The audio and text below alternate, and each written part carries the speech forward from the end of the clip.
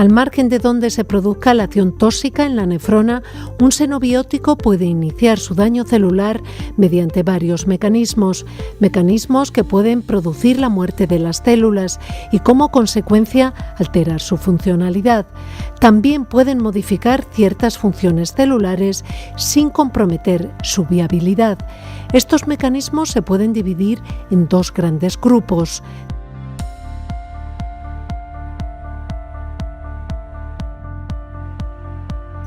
En la célula hay una serie de dianas que desempeñan un papel en la muerte celular. En general se cree que una interacción intracelular inicia una secuencia de eventos que conduce a la muerte celular. Pensar que solo hay una secuencia de eventos para la mayoría de las sustancias tóxicas es una idea simplista, dado el amplio número de objetivos disponibles. Por el contrario, es más probable que se produzcan múltiples vías con varias secuencias de eventos distintas y comunes que pueden conducir a la muerte celular.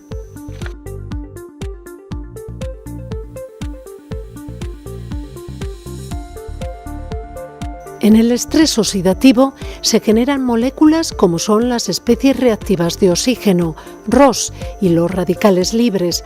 Ambas se pueden formar, por ejemplo, en reacciones asociadas al citocromo P450 y a las xantinooxidasas. Estas moléculas son muy inestables debido a la presencia de una capa de electrones de valencia no apareada, ya que reaccionan químicamente con macromoléculas celulares como proteínas y ácidos nucleicos y como consecuencia producen daño celular significativo. Se destacan dos tipos de daño tóxico: las peroxidaciones lipídicas, capaces de originar diversos tipos de alteraciones en la fluidez de las membranas, en su permeabilidad, en las características del transporte a través de ellas o en las actividades enzimáticas. Roturas en las moléculas de ADN, alterando su metabolismo y la síntesis de proteínas.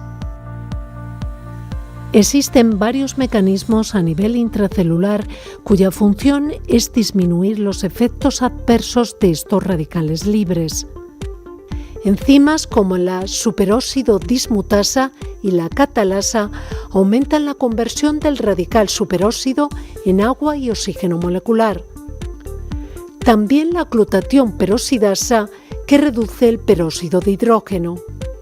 Moléculas antioxidantes como el ácido ascórbico, vitamina C, tocoferoles y glutatión, que en presencia de radicales libres se oxidan, donando un electrón, y los radicales libres pierden su reactividad.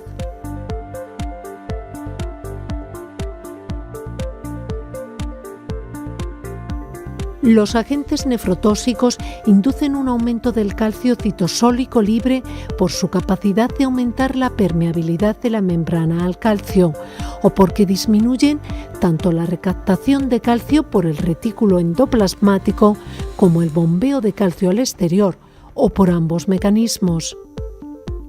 Este aumento de calcio intracelular activa diversas enzimas, altera la actividad enzimática de la membrana y su permeabilidad, inhibe la bomba K-ATPasa del retículo endoplasmático y desencadena peroxidación.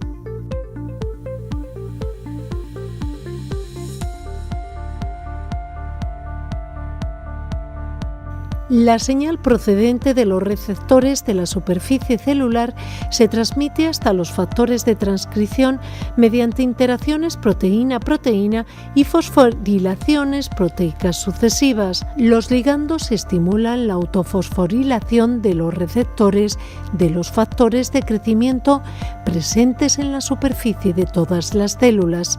Estos receptores fosforilados se unen a continuación a unas proteínas adaptadoras a través de las cuales se pone en marcha la cascada de las proteínas quinasas activadas por mitógenos, consistente en una sucesión de fosforilaciones de proteínas quinasas que finalmente alcanzan los factores de transcripción.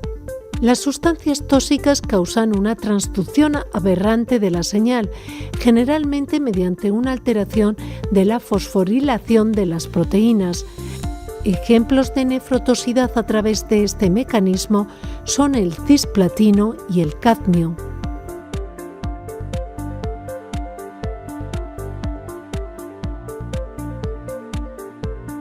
Los agentes tóxicos pueden provocar cambios en la integridad de la membrana. Estos cambios pueden deberse a alteraciones inducidas por el tóxico en los componentes del citoesqueleto y en las interacciones membrana-citoesqueleto, o pueden acompañarse de trastornos del metabolismo energético o de la homeostasis del calcio y peroxidación. Daño en las mitocondrias. Hay muchos agentes nefrotóxicos que provocan trastornos funcionales de las mitocondrias y que comprometen la respiración y la producción de ATP o de otros procesos celulares. Las mitocondrias desempeñan un papel esencial no solamente proporcionando gran parte de las reservas energéticas de la mayoría de las células, sino también determinando si las células deben morir por apoptosis o por necrosis, según las concentraciones de ATP existentes. Daño en los lisosomas. Se considera que los lisosomas inducen lesiones tisulares al romperse y liberar al citoplasma las enzimas lisosómicas, fosfolipasas, endonucleasas y proteinasas, y los tóxicos absorbidos cuando estos se acumulan en exceso y saturan los lisosomas. Ejemplos de nefrotóxicos lisosomales son aminoglucósidos como la gentamicina y la amicacina. Daño en el ADN. Ciertos tóxicos pueden formar enlaces covalentes con biomoléculas. Estas uniones en el ADN pueden causar una replicación defectuosa o la ruptura de la cadena de ADN.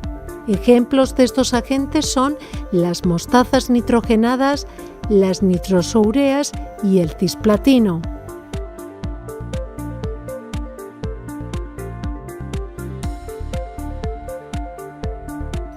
La obstrucción intratubular se produce por la acción de sustancias que poseen escasa solubilidad en la orina ácida, produciéndose la precipitación, principalmente a nivel del túbulo distal, y se tapona esa zona.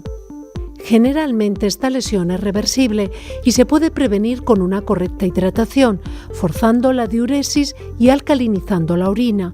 Un ejemplo de sustancia nefrotóxica que produce lesión por este mecanismo es el metotrexato.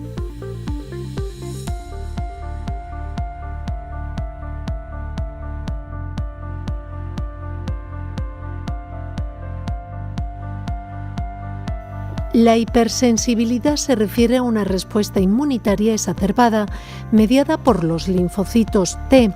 Esta se puede producir por distintos mecanismos. El anticuerpo y el acteno formarían un complejo antígeno-anticuerpo en el intersticio renal. Un complejo antígeno-anticuerpo soluble circulante que se depositaría en el intersticio renal. Ejemplos de agentes que pueden causar esta lesión son antibióticos beta-lactámicos, sulfamidas, AINES o agentes de radiocontraste.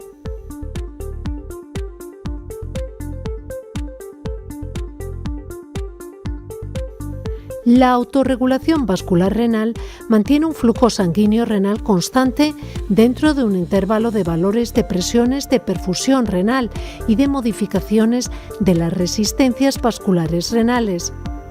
La autorregulación vasculorrenal puede alterarse por el efecto de agentes tóxicos que interfieren en los mecanismos de regulación del flujo sanguíneo. ¿Cómo ocurre? La liberación desde el endotelio de factores vasoconstrictores como el factor activador de plaquetas, la angiotensina 2 o la endotelina. Ejemplos de tóxicos son la ciclosporina, la gentamicina y el cisplatino. O la inhibición de factores vasodilatadores como el óxido nítrico. Ejemplo de tóxico con este mecanismo de acción son los contrastes iodados.